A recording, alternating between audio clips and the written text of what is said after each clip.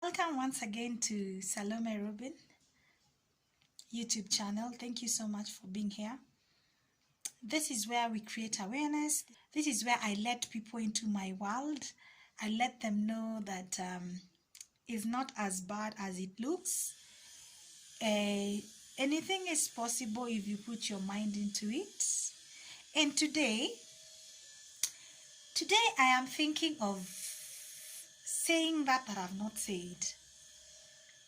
Maybe saying in brief how I got myself here, how I got myself into a wheelchair, where was I born,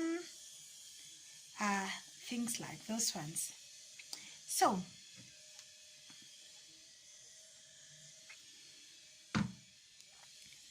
I was born in Nakuru County, in a place called Kiambogo.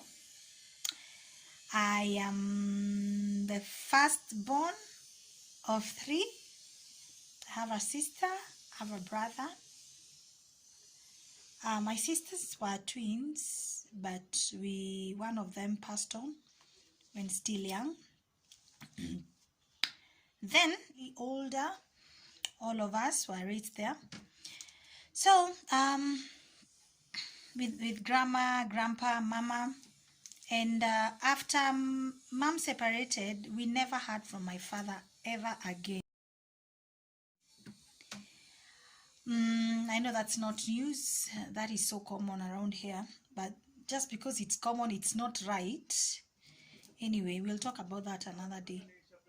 So, when about 4 years or 5 years after mom and dad separated and we came to live in Kangemi, and we started living in Kangemi with my grandparents and mom, my mom got sick, and after a short while, maybe 3 or 4 months, she passed on. She died. I was 11 or thereabout, and it was tough. It was really, really, really tough. We were hungry. We got physically abused. Not the three of us, everyone in the family. And so, when I was in class 6, that is where I think where the same year that my mom died, we got some well-wishers, and some Catholic nuns came and they said they would help grandma with one child, and they took me. So I went to live with them in Donholm, and I would school there too. I was with those nuns for 2 years, and then I finished my class 8, and I had to come and stay with grandma until mid-February, where I would report to high school. I remember during our time, I'm a bit older. During our time, we would stay home for a long time. During those times, when you're done with class 8, you'd stay for close to 3 months waiting for placement in high school. So it's during this time that my world changed. It changed. I went to one of my grandma's sons' place in Gilgil to go stay there for a few weeks, away from toxic environment. I'm a young teenager. There's a lot that can influence me, both bad and good. So I went there waiting for placement, waiting for school to report to Form 1 in mid-February. And I went there and I stayed there for a few weeks. I don't remember exactly how many weeks. And while I was there, okay. When I was there, I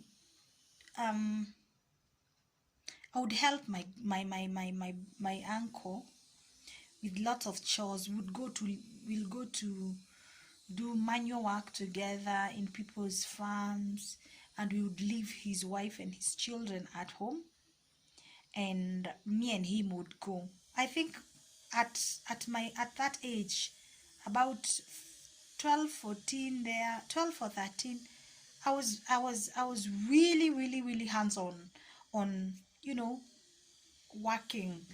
I'm not lazy at all, both physically and mentally. I go out of my way, najitumanga. Niko najituma paka hiyo siku. So me and my uncle would go do manual work. Before that, I would wake up very early in the morning before anyone else, go get water, fetch water in a 20-liter jerry can, about a kilometer or slightly less, or maybe say a kilometer uphill. I would do that 2 times. Go, back, go. So by the time they're waking up around 6:30 or 7, I've already done my 2 trips. And that water would take them the whole day. Then they would wake up, take breakfast, then me and my uncle would leave. So in about 2 or 3 weeks, the amount of work I did physically was so much, something I've never done. But I enjoyed it because my uncle appreciated it. He treated me well. Yeah. Then I came. Then one day I went to get water as usual in the morning. And when I was coming down, I don't know what I stepped on. And then on the other side was an abandoned quarry. I don't know whether that makes sense to everyone. When you mine rocks or these building blocks and you leave those places uncovered with broken rocks, I fell there. I fell on my back, and the mtungi thing was it's a bit fuzzy. I can't remember exactly, but I was even able to get out of that quarry because it wasn't so deep. It's just a ditch somewhere there. But I fell on my back and I fell on a rock. And even the mtungi I was carrying didn't break. I was still able to crawl back with it. But I experienced pain that I cannot explain at that moment. But within a short few minutes, I got numb and I carried the jerry can back on my back and I went home.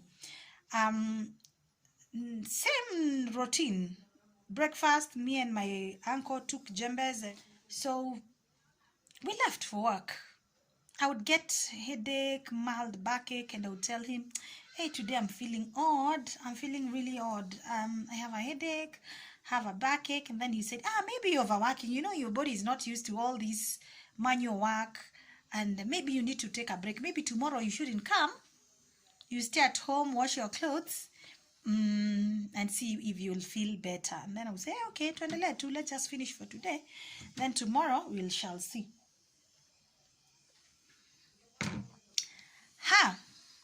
The day ended and we went back home. I went to sleep. Where was I sleeping? Let me just explain where I was sleeping, okay? I was sleeping in the kitchen, and the bed, was laid with maize that is still in its comb. That's where they stored. It was kind of a granary, come kitchen, come bedroom, and that is what they had anyway. It's not that they had something better and they didn't know that's what they had. So and the mattress was very thin.